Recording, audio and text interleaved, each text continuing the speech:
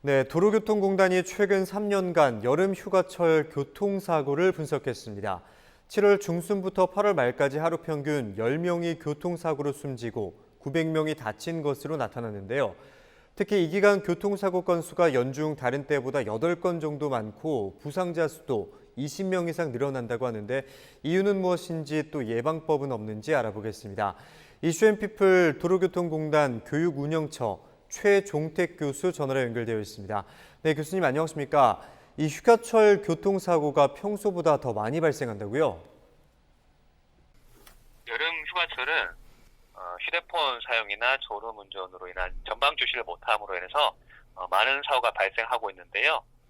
여름 휴가가 집중되는 기간인 7월 16일부터 8월 31일 사이에 발생한 교통사고를 분석한 결과 전국적으로 연평균 28,800여 건, 그러니까 하루 평균 약 613건의 사고가 발생한 것으로 나타났습니다. 특히 무더위로 인한 집중력 저하와 특히 에어컨 사용으로 인해서 차량 내 공기 순환이 되지 않는 점, 또한 장시간 운전으로 피로가 누적되면 그에 따른 공간 지각 능력이 떨어져서 정상적인 운전을 할 수 없게 됩니다. 운전 중에는 자주 창문을 내려 환기시키고 최소 1시간에서 2시간 간격으로 휴게소나 졸음 쉼터에서 차를 세우고 쉬어서 졸음 운전을 예방할 수 있는데요. 특히 휴게 시에는 차에 내려서 가벼운 스트레칭을 해주는 것이 좋습니다. 여름 휴가철에 이 안전운전을 방해하는 요소들이 집중된다고 해도 과언이 아닌 것 같은데요. 통계를 봤을 때 사망사고 원인은 비슷하지만 부상자 수가 훨씬 더 늘어나는데 그 이유가 있을까요?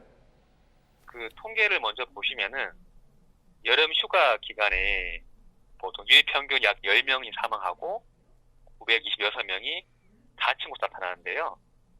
여름 휴가철을 제외한 연중 기간의 일평균 수치와 비교하면은 사망자 수는 비슷하지만 특히 이제 사고 건수와 부상자 수를 비교해 보면은 사고 건수랑 부상자 수는 더 훨씬 더 많았습니다. 그 이유는 일평균 부상자 수가 이제 많이 나타난 이유는 휴가철에 주로 가족 또는 친구 간 여러 사람이 함께 차량에 탑승하여 이동하는 경우가 많기 때문에 이런 경우가 나타나는 것으로 해석할 수 있고요. 특히 휴가철에는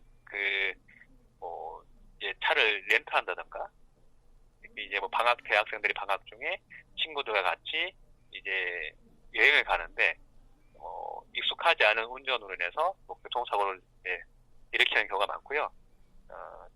특히 이제 전날에 술을 마셨는데, 그 다음날에 숙취 운전을 한다든지 해서 술에 취한 상태에서 또 운전을 해서 또 교통사고를 이어지는 경우도 되게 많습니다.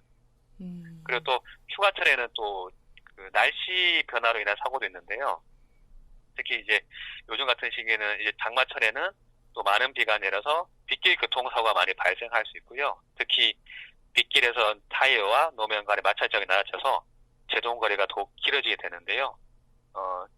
짧은 시간에 집중적으로 비가 오는 경우가 많아서 운전 중에는 시약보가 어려운 경우가 있으므로 특히 이제 무천시에는 속도를 낮추어서 서행으로 운전하는 것이 교통사고를 예방할 수 있습니다.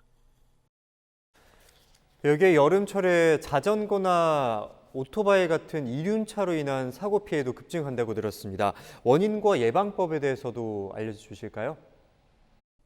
특히 여름철에는 자전거 또는 이륜 자동차를 이용할 시에 불편하고 덥다는 이유로 그 안전모를 벗고 운행을 하는 경우가 있습니다.